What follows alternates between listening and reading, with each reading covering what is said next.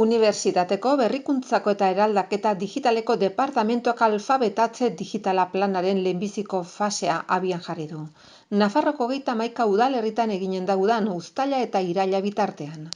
39 ikastaro eskainiko dira denetara, alde batetik alfabetatze digitaleko 30 ikastaro ezagutza digitalik ez duten personentzat.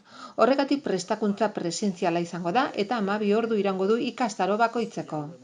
Oinarrizko mailako trebakuntza digitaleko 9 ikastaro ere emango dira, 25 ordukoak gutxieneko ezagutza digitalak dituzten eta hainbat baliabide digitalen bidez prestatzen jarraitzeko gaitasun handiagoa behar duten personentzat.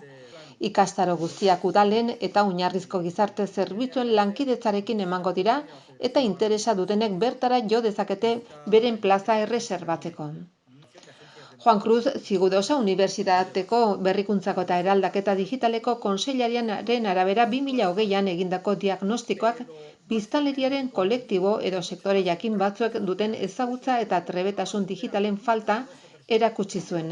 Ildo horretan, 2030erako Nafarroko estrategia digitalak ezartzen dituen ildoei jarraituz, telekomunikazio eta digitalizazio zuzendaritza nagusiak beharrezkotzat jo du herritarrei tresna digitaletan sartzeko eta horiek erabiltzeko aukera berdintasuna eskainiko dieten ekintzak egitea, ezagutzei dagokionez.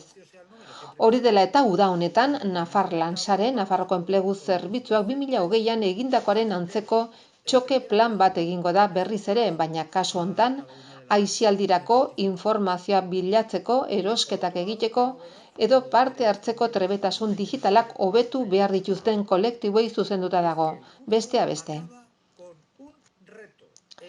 Kontseilariak azaldu duenez, prestakuntza esparruan DIGCOMP Europako batzordeak adierazitakoa da eta 5 arlo nagusitan egituratzen da informazioa, hau da nabigazioa, informazioaren bilaketa eta filtrazioa, komunikazioa, edukien sorkuntza, segurtasun eta arazoen konponketa.